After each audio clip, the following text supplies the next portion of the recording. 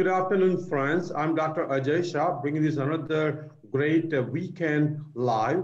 Today, I actually have a very special guest. Uh, we've been talking about how to stay healthy, how to prevent heart disease, but we have realized now that we still need to do a lot of work on cancer, cancer prevention, cancer treatment. And as we all know, in Canada, actually, cancer has become #1 killer now and has replaced the heart disease. So today's guest actually is going to bring a lot of different views on how to prevent cancer, how to actually get into, preventing breast cancer. And today's guest is Dr. Shireen Kassam. Welcome, Shireen. Thank you very much, Dr. AJ. Lovely to be on your show, and congrats on all the amazing work you're doing. Oh, thank you. Thank you. So please tell us, our audience, that where do you live and what type of practice setting you are in, and you are an oncologist, is that correct? Yes, well, I'm a hematologist, so my training is sort of in general hematology, but like within all specialties, everyone is subspecialized. And my subspecialty interest is in the care of people with lymphoma, which is a type of cancer of the lymphatic system. So I work here in the UK. I've got a hospital-based practice in London, and that's now recently become a part-time job because I also dedicate about a quarter of my time during the week to all my plant-based education, which I'm sure we'll come on to as well. Yes, I think I definitely want to hear your work in terms of plant-based, and we can see on your background you are plant-based health professionals UK, and I've seen your work and it's a wonderful work. I think we want to talk about that for sure, but let's start with this common concern. When I was in medical school in India, I did not see that many cases of cancer. Even when I came to US in '85, I did not see that many cases of cancer. But as the obesity has picked up, 42% of Americans are obese. Whatever the reason, in many of my even cardiac patients, I start to see a lot of different type of cancers coming in. So please tell us your views on obesity and its role in cancer. Yeah, no, it's very interesting. And I think you're right. We're seeing more and more cancer. And actually, the stats for the UK, which is not very different from the US, is that 1 in 2 people in their lifetime will develop a cancer. So, it's that's a phenomenal statistic, as you say, which as recently has increased. So I think with regards to obesity, it's a multifactorial issue. So we certainly know that those people carrying more weight, who are overweight or obese, do have a higher risk of cancer.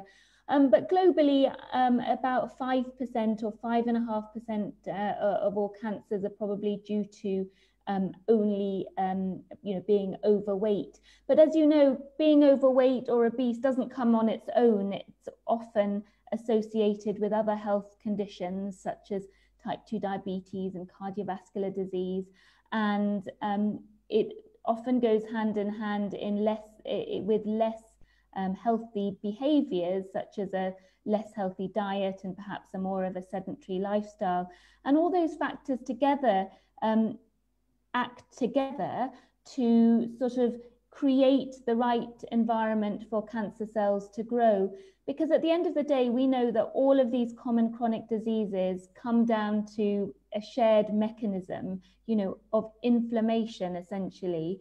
And obesity, being overweight, carrying too much weight, is a syndrome where you have chronic low-grade inflammation in the body that then damages cells, damages DNA, and creates the right environment for cancer cells to grow. And that environment is from the release of chemicals and hormones and growth factors from the fat cells that really encourage these cancer cells. So it's complicated, and it's not quite as easy saying you're overweight that causes cancer. I think it's a multifactorial aspect of a less healthy lifestyle, which sadly many of us find ourselves in that situation.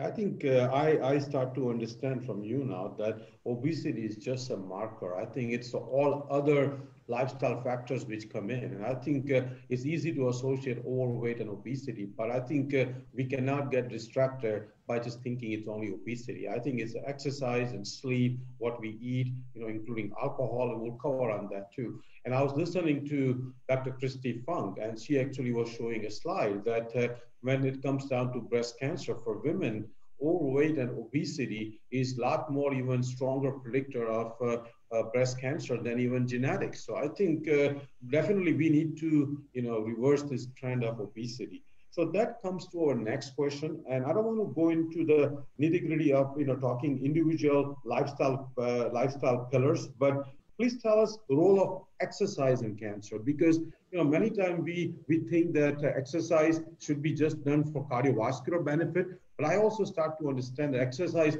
actually plays a role in prevention of cancer also. Yeah, it really does, because everything we talk about when it comes to the positive effects of a healthy diet, you could translate immediately over to the positive effects of regular physical activity. And, it helps maintain a healthy weight, it lowers or maintains insulin sensitivity, reducing a risk of diabetes. It maintains more healthy hormone levels like estrogen and insulin-like growth factor. And so, there's so many, and it keeps inflammation really low too, and it helps lengthen our telomeres. So all the sort of factors that go into creating cancer, it's able to counteract.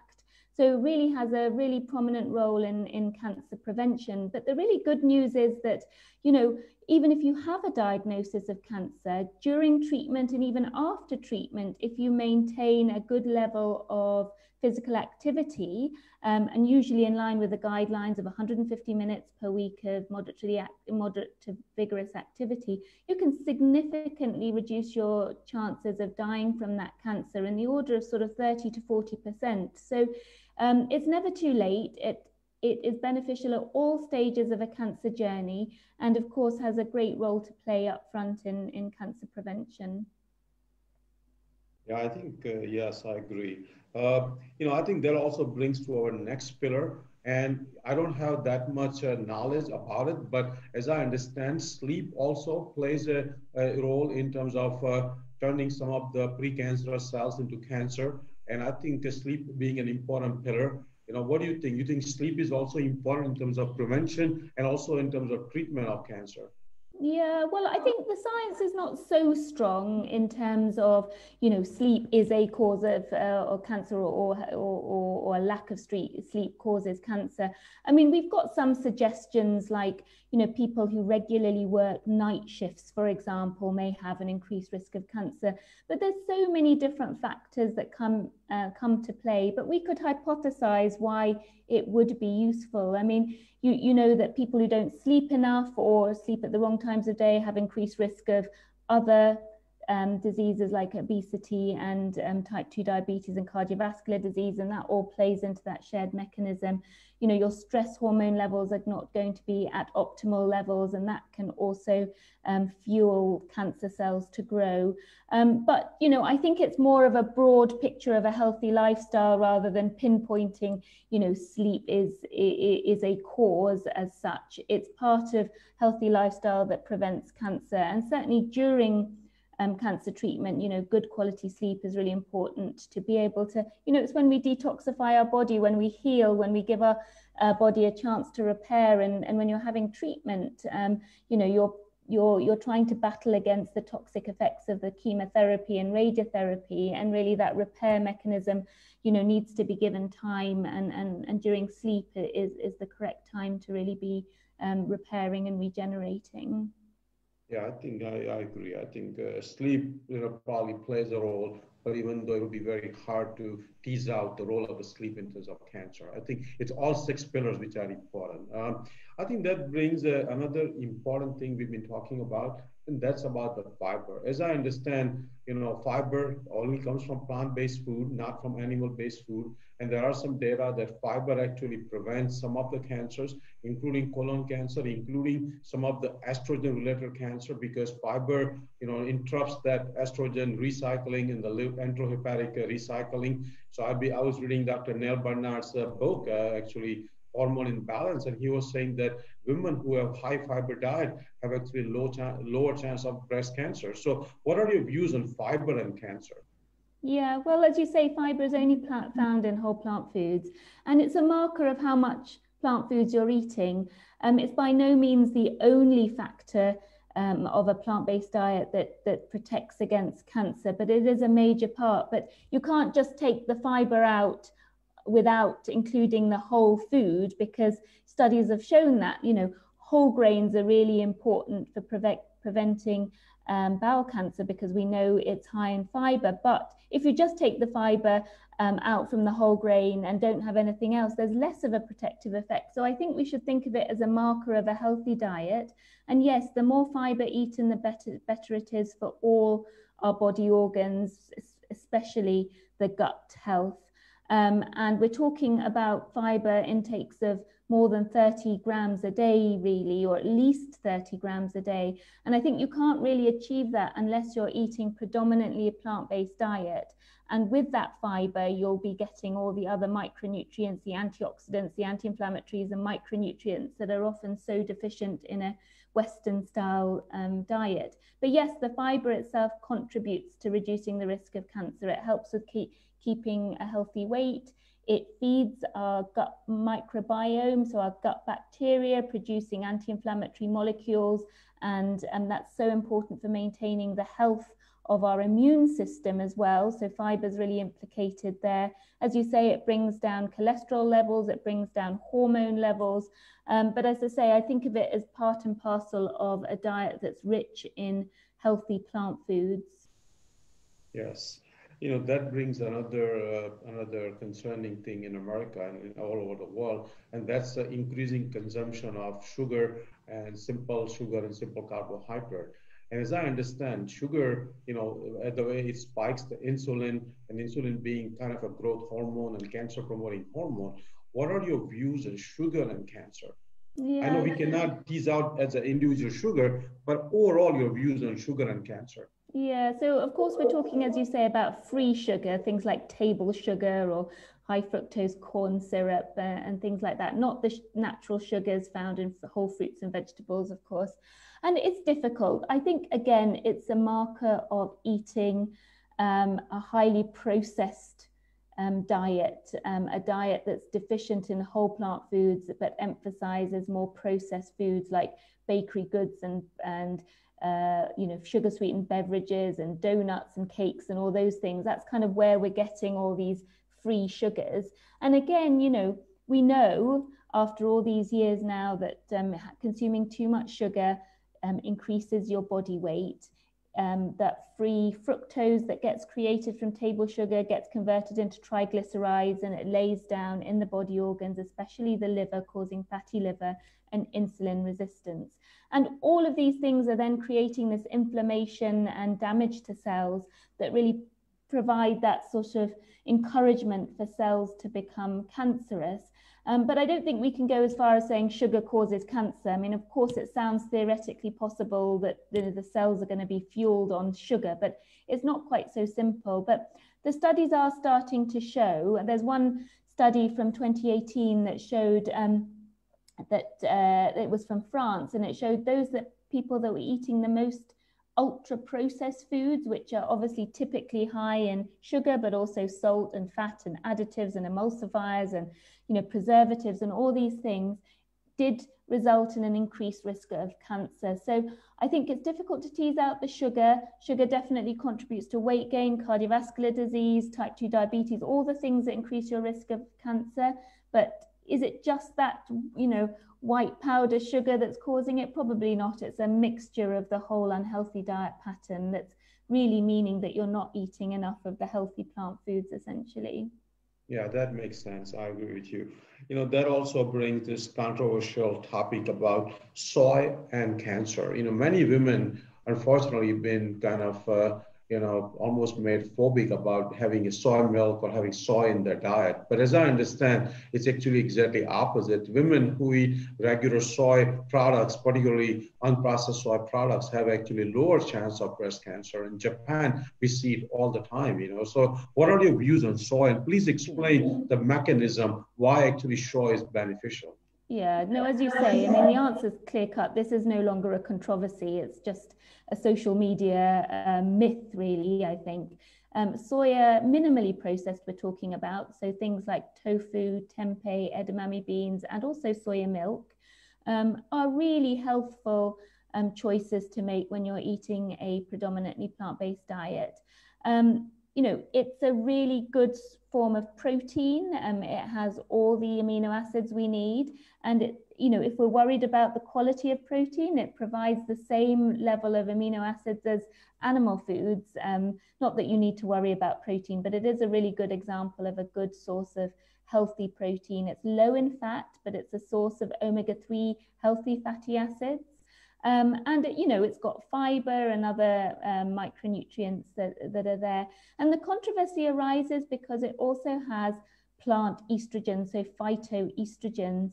But these estrogens are quite clever. They act in the body in different ways depending on which tissue they find themselves in. So they can either have an effect of enhancing the estrogen effect, or they can inhibit estrogen effect. And in the breast tissue, these plant estrogens have an anti-estrogen effect by binding to a different receptor to the human estrogen hormone. Whereas, for example, in bone, it has a pro-estrogen effect and really helps with maintaining bone health. So it's a really clever food to incorporate because it just does the right thing in the body that it needs to. And there really is no need to avoid soya. And we're talking about, nobody's going to eat more than 2 or 3 portions a day. You could eat a portion of soya at every meal time, and that would be absolutely fine. And it's so much better than choosing meat or dairy or fish. And at the end of the day, it's a legume. Why are we worried about a legume? Every other legume on this planet is healthy. Why are we worrying about soya?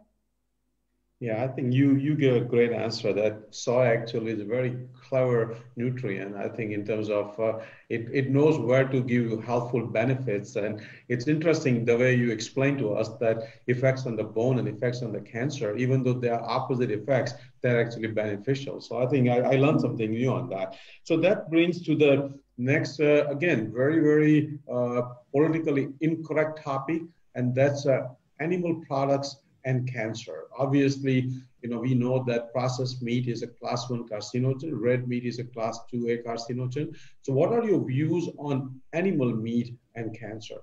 Yeah, so I think it's one of the factors that is leading to the rise in cancer incidence, and it's probably a factor in the rising incidence of colorectal cancer in younger people.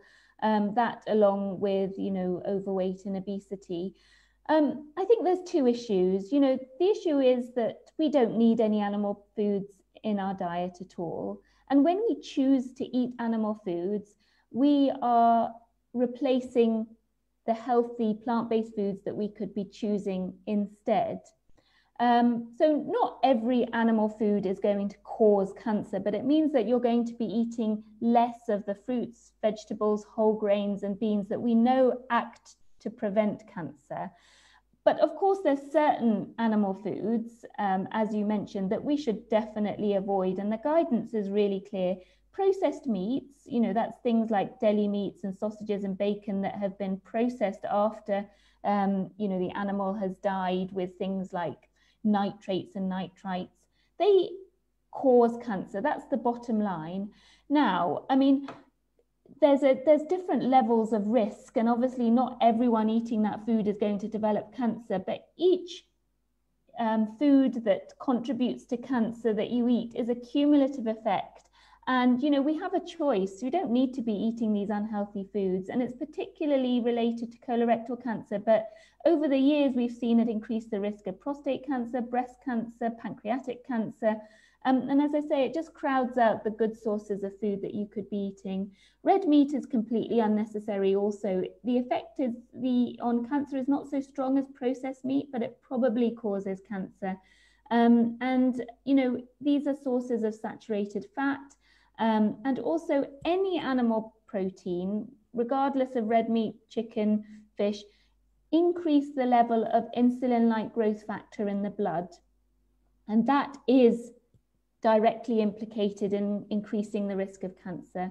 And it does increase the risk or the levels of estrogen in the blood as well. So, you know, meat consumption, people eating meat have higher levels of estrogen, which we know drive the female cancers, breast cancer, ovarian cancer, and endometrial cancer.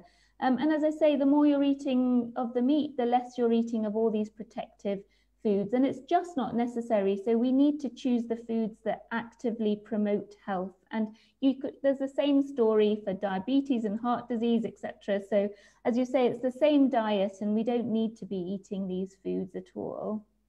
Now, I think you made a very practical and excellent point that when we add an ingredient to our lunch or dinner, obviously we are replacing or we are eliminating another ingredient. So I think if you have a plate full of plant-based food, and if you have a very small meat once or twice a week, probably you are okay. But I think in totality, larger the plant-based food you eat, you probably will be okay. Obviously, ideal thing is being vegan, not just for health, but for environment, for animal suffering. But I think a lot of the blue zones have 5 to 10% calorie from animal products. So I think we are not asking the world to go vegan. We are asking the world to be healthy and to be considerate, particularly this animal farming. I think that absolutely is so cruel and so much unnecessary.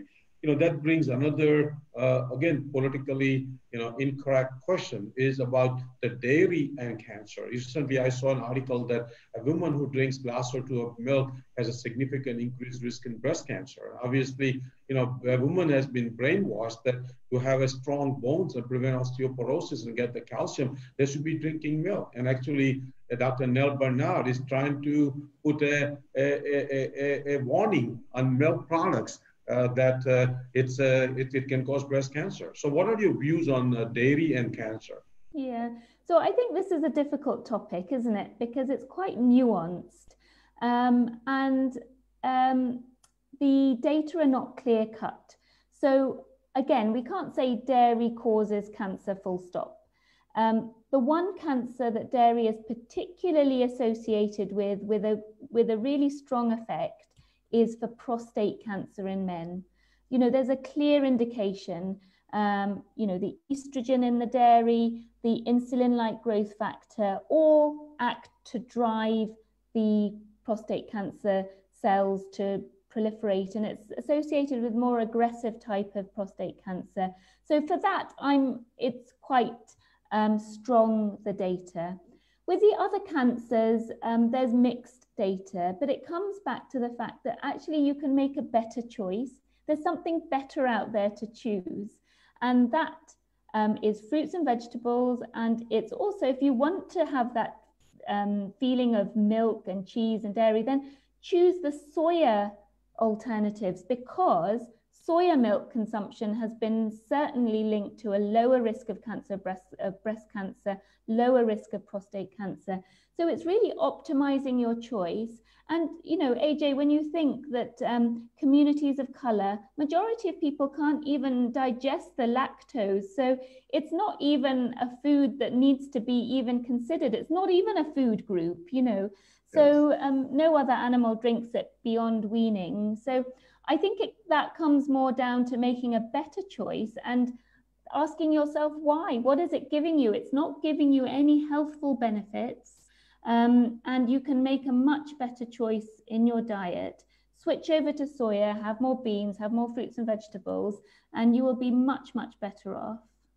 No, I think I completely agree with you. I remember growing up, many of my friends who are lactose intolerant, I did not have it, but their parents actually would almost force them to drink a glass of milk. I mean, the kid would be miserable. Obviously, it was unhealthy, but it was also very, very miserable, GI upset. And I remember distinctly, I grew up in Gujarat, India, we had a Amul dairy, and I know you're from India. Amul dairy was considered a white revolution because of the white milk. And now looking back, it was actually the most curse or most disastrous thing India had gone through. I think we need to talk about that because all the policy making, I think I remember our state government and the federal government in India was so excited about this white revolution with Amul dairy. I mean, it was touted as like the best thing happened to my state. You know, a lot of farmers, a lot of the dairy producers were so excited about helping people and nutrition and health, and all these things turning out to be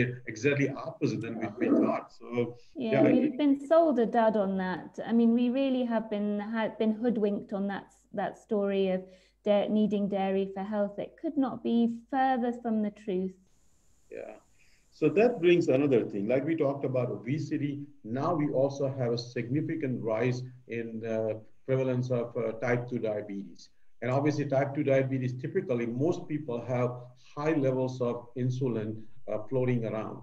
So please tell us, is type 2 diabetes a pro-cancerous disease also? Yeah, for sure. I mean, all of these illnesses that we're talking about increase your risk of cancer, but that includes type 2 diabetes, the underlying insulin resistance, the inflammation, the insulin levels, and even people who have to give themselves extra insulin to overcome that insulin resistance have an increased risk of cancer. And unfortunately, what I see in my practice is that obviously people with diabetes, then we struggle to be able to deliver the intensive chemotherapies and treatments that we need because that's hampered by all the problems that diabetes has created for that person. And there's some studies showing that people with diabetes respond less well to cancer chemotherapies, and they do less well in the long term. So it's really, you know, a terrible disease for so many reasons, and terrible given the fact that we know it could be prevented in the majority of people. But it's bad news when it comes to cancer. Although the good news story is that clearly we can do something about it. Okay. So, you know, at least there's a solution for it. Yes, I agree. I think type 2 diabetes, like 95% of the time being reversible with just simple lifestyle changes and very rapidly reversible. That brings the next, again, controversial thing, and that's about alcohol and cancer. We know now that even a single drink is a risk for the cancer, particularly breast cancer, many other cancers. So please tell us your views on alcohol. I know many times socially, we all want to have one drink, two drink. I understand that most of us who are functioning are not alcoholic, but even a single drink is associated with increased risk of cancer. Yeah, no, I agree. And again, there isn't much controversy, but somehow the message hasn't got out there. You know, alcohol is a toxin. Like you said, for processed meat, alcohol is a group 1 carcinogen classified by the WHO.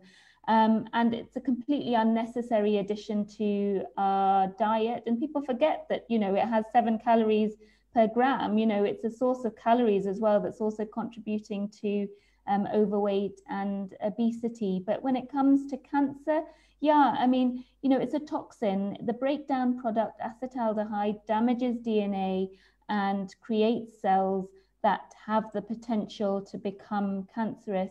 Also, it's not very good for the gut microbiome, and we really know that the gut microbiome is so important in preventing all these diseases. But, you know, we use alcohol in our hands to get rid of all our bacteria. So when we put it inside our bodies, you know, what's going to happen? It's going to completely create havoc.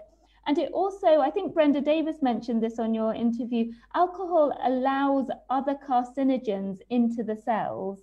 So it's multifactorial the way it works. And again, globally, about 5.5% of cancers are caused by alcohol consumption. And there is no safe limit.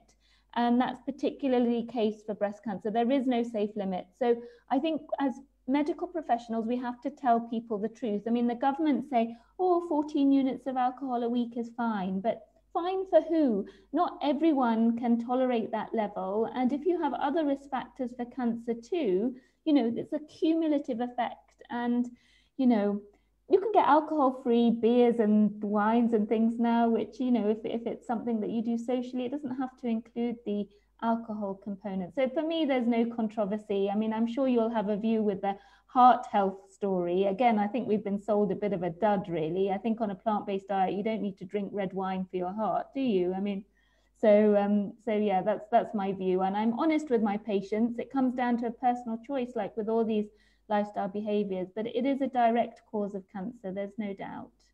Yeah, I think I agree. Let me also ask you kind of not necessarily controversial, but very far shot is that coffee and cancer. I know some of our viewers, including myself, we have a coffee in the morning. As I understand, coffee in general is safe and does not, except maybe drinking very, very hot coffee and some esophageal cancer, but nobody does that. I mean, I know in Turkey people do that, all drinking very, very hot tea and other things. But in general, having a coffee or two in the morning, your opinion is no cancer risk, right? No. I mean, I think, as far as we can tell, that coffee is absolutely fine to drink. 3 or 4 cups a day is associated with good health. That's assuming it doesn't give you side effects. Some people do get side effects, of course, but the side effect is not going to be an increased risk of cancer. In fact, it reduces the risk of liver cancer and endometrial cancer. So, like with all these studies of nutrition, it's really difficult to pinpoint yes or no for a particular, food or drink. But as far as we can tell, as long as you're having a healthy diet, drinking coffee is absolutely fine. There's many theoretical reasons why it could increase the risk of cancer, and it's because it, when it's roasted at high temperatures, it forms acrylamide. But coffee actually has a lot of polyphenols and a lot of healthful components in it, and it probably counteracts that out. And yeah, if you enjoy it, it suits you, then yeah, that's totally fine. Just don't add dairy to it or cream or butter or whatever people are doing. Yeah, I agree. Thank you. Yes. So let me ask you another important question. 70% of our viewers, followers are actually women.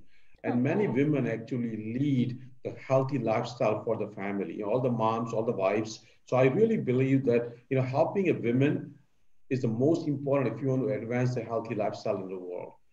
At the same time, obviously, number one concern all the women have, more than even heart disease, more than even stroke, is the breast cancer. So please tell us, what are the top things from your expertise a woman can do to prevent the breast cancer? We talked about nutrition. What other things a woman can do? Yeah, well, I mean, I think, nutrition really is key, I think, when it comes to lifestyle medicine. And it really is eating fruits and vegetables, whole grains, not refined grains, whole grains and beans, and crowding out all those other foods that you are completely unnecessary, meat, eggs, dairy, as we've already mentioned. Regular exercise, as you say, limiting processed food and sugar sweetened beverages. If women are having children, then it's actually really good to breastfeed. And I think also doctors are not very good at encouraging or helping women to breastfeed beyond the 6 months. Actually, the WHO say to breastfeed for 2 years, obviously not exclusively, but breastfeeding should carry on for the first 2 years of the baby's life. And that actually acts to reduce risk of breast cancer in women, but also improves health outcomes for children as well. And then it just comes down to the other pillars of lifestyle medicine, social relationships, keeping stress at decent levels, sleeping well. And so you can obviously tweak your diets and choose some foods and drinks that really could elevate your diet, and certain things that people could try and add in that might be beneficial. Well, we've already mentioned one, soya. I mean, that's a must. I think all women should eat or drink soya foods, minimally processed, not all the soya mince and isolated protein. That's not so healthy, but the minimally processed soya.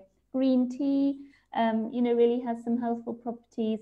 And, being liberal with herbs and spices, and especially the ones that we're all familiar with, like turmeric, the curcumin in turmeric. So really enjoying herbs and spices, because as you know, they have the most concentrated amounts of antioxidants of any food or nutrient on this planet. But those are the main things, and staying a healthy weight really. And for me, it's avoid alcohol. So those are the things that we can do. And we have to remember that we cannot prevent every single disease in humans. Clearly that's never going to happen, and we're all going to probably have to have some sort of illness. What we're trying to do is prevent early illness and prevent it affecting our quality of life, and just shifting any illness we're going to get later and later until we've had a very long and good quality life.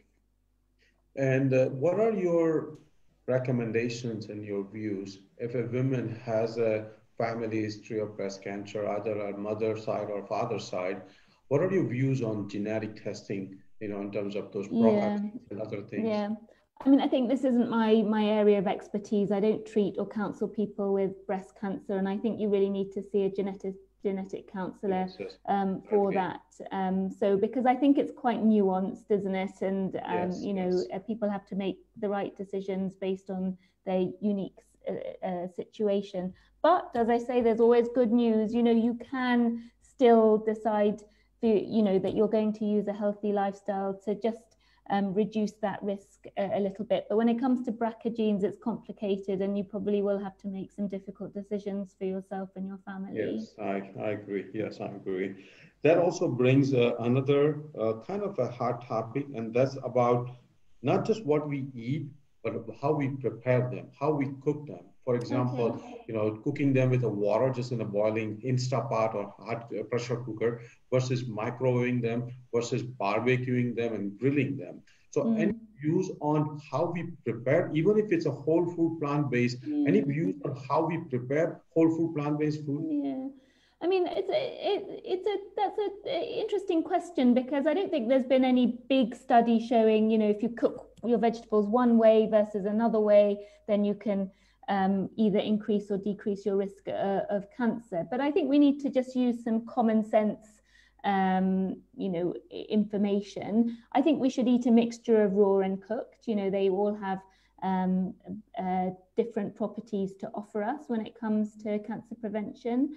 I think, obviously charring your things like bread or vegetables, or really high temperature cooking that causes blackening, increases your intake of carcinogenic compounds. And that's certainly the case for meat, but it can also be the case for vegetables as well, and increasing the production of advanced glycation end products.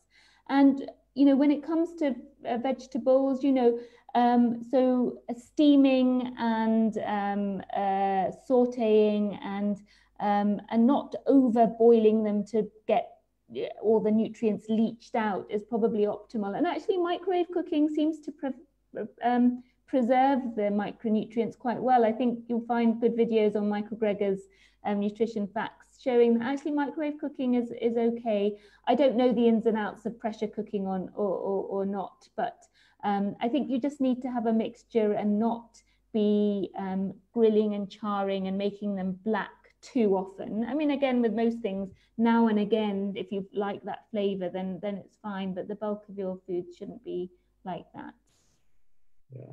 I was also reading a report from True North Health Center in California from Alan Goldhammer, and he actually has a case reports now, one particularly where fasting, long-term water-only fasting, had regressed in a lymphoma.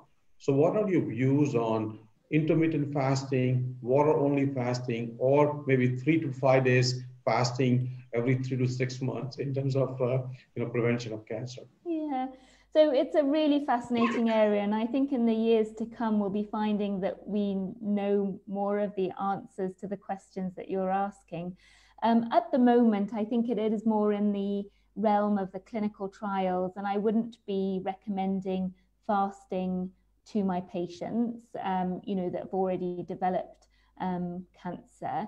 The case you mentioned was a case of follicular lymphoma, which is lymphoma that's slow growing, and if you want to sort of try alternate different ways of treating before you actually need conventional treatment, then that may be okay. But a lot of cancers you really need to act quite quickly, and you don't have that time to wait to see whether fasting will work. And plus there isn't the evidence, but people are doing the clinical studies, as you say, and there was a good study just published a few months ago from a group working with Volta Longo, who did use that fasting mimicking diet in patients with breast cancer, and asking women to fast 3 days before and on the day of their treatment between 200 to 500 calories a day. So it wasn't a complete water fast, but it was a fasting mimicking diet.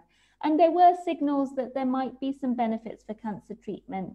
And certainly the studies that have been done in healthy people or relatively healthy people do show that the growth hormone levels will come down during that period of fasting and last beyond even that a period of fasting. And so we could hypothesize that it might be useful, but for me, it's not ready for prime time. I think it's a really fascinating area, but we know lots of other things that we should be focusing on. And I wouldn't be comfortable right this minute saying to my patients, well, start doing intermittent fasting. I think there's much more evidence for eating fruits and vegetables and increasing your fiber and getting rid of the meat, dairy, eggs, etc., to be concentrating on rather than adding in something that's a little experimental at the moment. But I'm truly fascinated and read every paper I can find on it.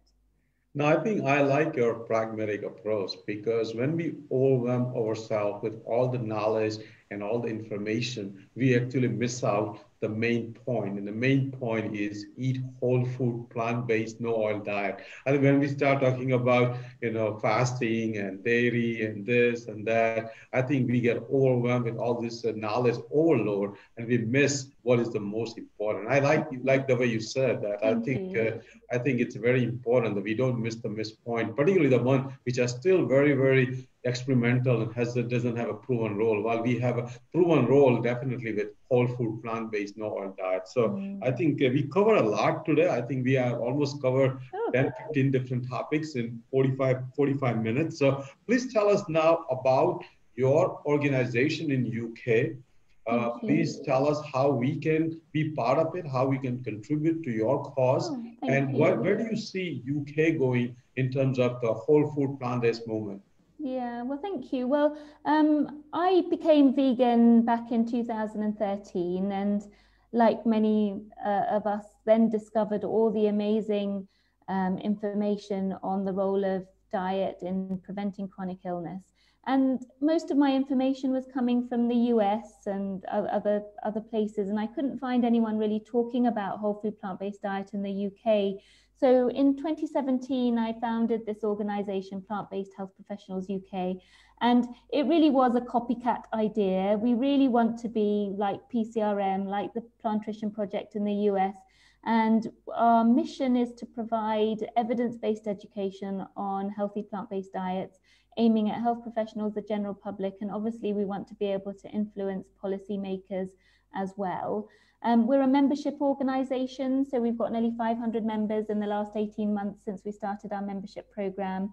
And I have the good fortune of linking up with Winchester University, where I've been able to create the only university-based course on plant-based nutrition for clinicians and for health professionals, which I've been running once a term for the last year, and we're just about to kick off the 4th running, and that's open to all of you guys. So I can send you links to that you can share on your site, AJ, and that it's a 6-week online course aimed at sort of practicing clinicians and healthcare professionals who want to incorporate plant-based nutrition in the diet. And it's really to become comfortable with the science, to know that you're doing the right thing for your patients, and to be able to put forward these arguments when you need to your fellow health professionals, because the science is quite clear in my mind.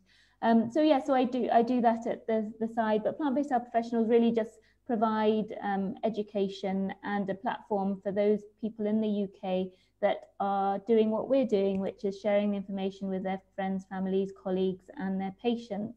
And so we have a regular fortnightly webinar program that you're very welcome to join, depending on the time difference. It's in the UK of an evening. We have lots of free resources, handouts online. I write a weekly blog every week, and we've got loads of free webinars already uploaded onto our website. So do have a look around and share. And then, of course, everyone's welcome to be a member if you want to join a community of, like-minded health professionals, but it's also open to the general public as well.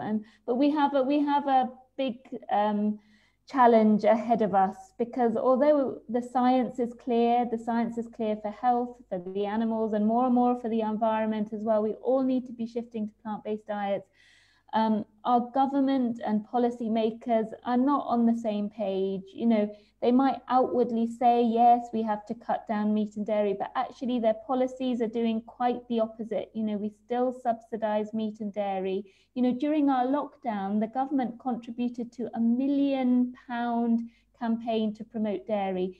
People aren't drinking milk, yet they carry on promoting dairy. I mean, what for? We still give out free milk in schools. We need to switch it to fruits and vegetables.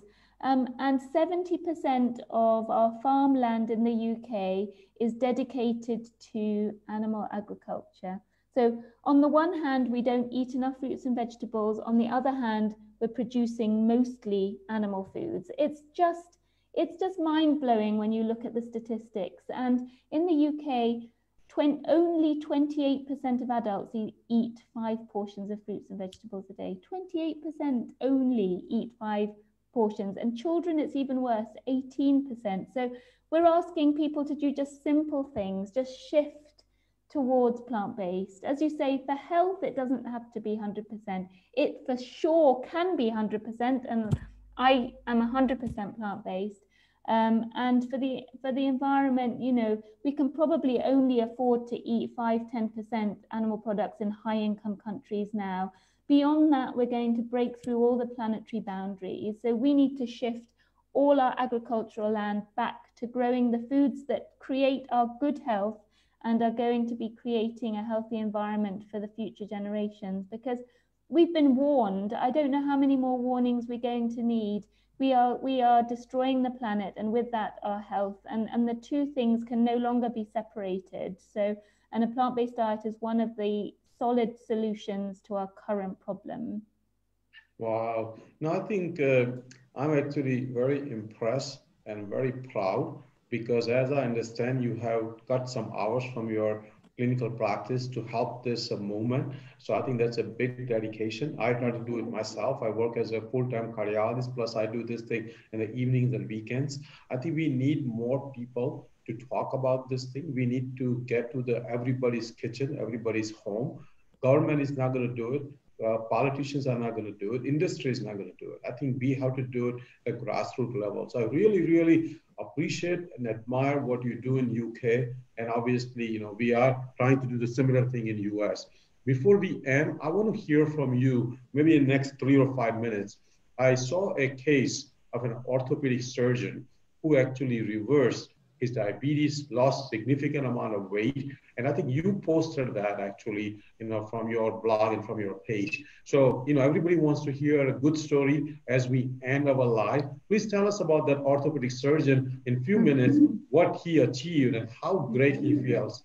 Yeah, I mean, we like to share people's stories. They don't have to be all good. They can be the challenges as well. But I think sharing personal testimonials of how changing to a healthy plant-based diet with other lifestyle interventions can help you prevent and reverse chronic disease is so empowering. And yeah, our latest story was from one of my friends and colleagues, Dr. Rajiv Bajekal, who you really should get on your show, because he's an orthopedic surgeon that uses lifestyle medicine for his patients in everyday routine practice. And I can imagine that you probably don't have many surgeons advocating for whole food plant-based. But yeah, he found himself 4, 5, 6 years ago in the position where he was grossly overweight and was diabetic. And despite cutting out meat, he still didn't have any good luck. And he lost about 10 kilograms just by sort of calorie restricting.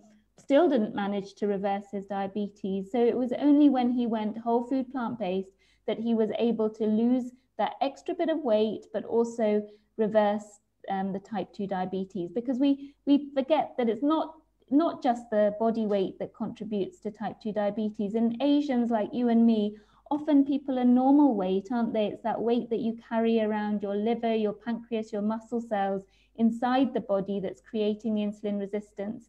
And to get rid of that, you need to get rid of the foods that caused it in the first place, which is animal foods and highly processed, pre-prepared foods and cakes and all that sort of thing. And he managed to do it, and he's very healthy weight now and as energetic as he can be, and in turned 60 as far as I know. So really is never too late, and he started a while ago implementing this with his patients. So yeah, have a look at our website for our patient stories. We've got great stories of healing endometriosis and even headaches, migraines. I mean, it's amazing what people are willing to report. So yeah, have a look, and do invite him on, because I'm sure you want an orthopedic perspective on lifestyle medicine. Yeah.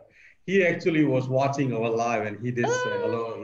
So that was, and I'm going to get him on our program too soon. Definitely, So yeah. Their whole family is amazing, so get them all on. Yeah. Now, I think we covered great topics today. We also brought some your work and Dr. Bajakal's story. So I think we're going to bring you back every few months, get an update of what else is happening in the cancer world. Obviously, as I see patients, most of my patients, actually, including all the friends and family, they're more worried about cancer than dying from heart attack. So I think we need leaders like you to help us how to prevent and how to learn more about once the cancer happens, what can we do other than the chemotherapy, radiation, surgery? What else we can do? So you are coming back in 3 months again. Give us an update on what's going on. So thank you very much, Dr. Kassam. And let me go offline and we'll talk a few minutes. Okay, thank you.